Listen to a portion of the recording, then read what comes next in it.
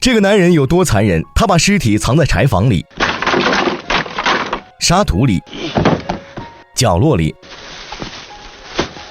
甚至水池里都有。他把所有尸体搬到一个大磨盘里，整整齐齐摆放好，然后从磨盘里跳出来，把水闸一开，在水流的推动下，大磨盘慢慢转动起来，瞬间大磨盘被鲜血染红，整个屋内充满了血腥味。这个男人叫清国，有一个幸福的家庭，媳妇儿九翠貌美如花，本以为可以继续幸福生活下去，没想到遇上国家有难，清国决定投入战场。临走时，九翠解开自己身上的红腰带，缠存在清国腰上，还在他的手臂上深深咬上一口，让他记住还有个家在这里。战争打响，清国在战场上勇猛杀敌，誓死保家卫国。转眼间，清国参战已有1年。这天，清国所在军队遭到敌人的袭击，经历9死1生，清国侥幸存活。生死瞬间，他想起家中的媳妇儿九翠，决定回家看看。在夜幕中，清国回到家乡，第一时间就去找老丈人打听九翠的下落。老丈人躺在床上说出的结果让清国大失所望。不要叫我爹了，九翠出嫁都有1年多了。嫁人了？嫁给谁？嫁给廖家。廖家？你说那摊子廖百军？人家是乡长嘛，他现在也成了我的女婿喽。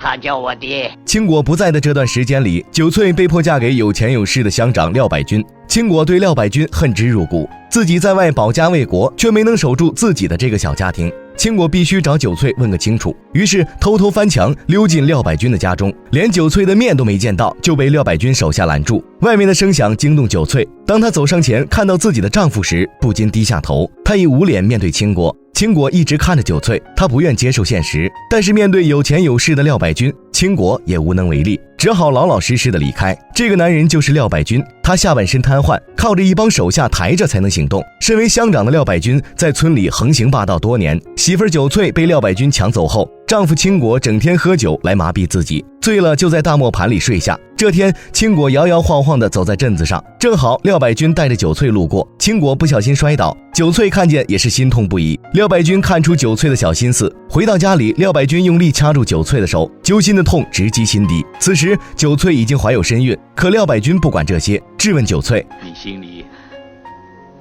是不是还想着外面的那个臭小子？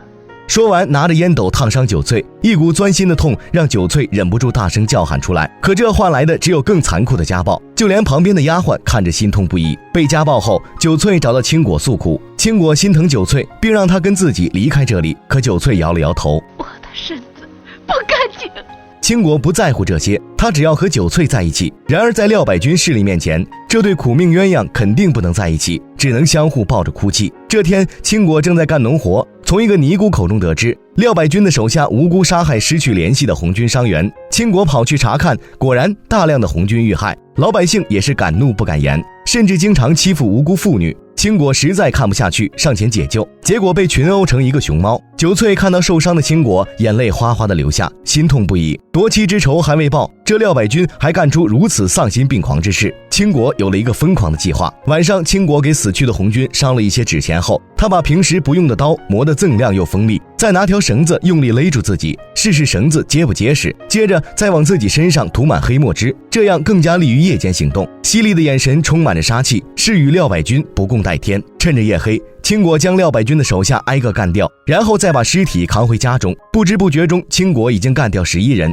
村民都害怕起来，认为村里有不干净的东西，都烧香拜佛求保佑。这次事件让廖百军也开始恐慌起来，他聚集所有村民对峙。碰巧这个时候九翠回来，这不得不让他联想到清国，再加上几天未见清国，只有他的嫌疑最大。九翠得知此事后，提前让丫鬟给清国报信，知道事情败露，清国没有选择逃跑，而是放下包袱，把藏好的尸体统统找出来，全部拖到磨盘里，然后启动磨盘，11个无恶不作的地痞被清国碾成肉泥。廖百军的手下来到清国家时，被这一幕吓得尖叫起来，而廖百军看到后头皮发麻。晚上，廖百军把这件事情告诉九翠，他不敢相信清国会做出这种事。等廖百军回房休息时，清国悄悄潜入廖百军家中，一把火点燃廖家，然后来到廖百军房间里，用绳子将他活生生勒死。之后，清国趁乱把九翠救回家中。当九翠看到血淋淋的磨盘时，心中不寒而栗，自己爱的人竟然是个变态狂。趁着清国不在的机会，九翠离开了，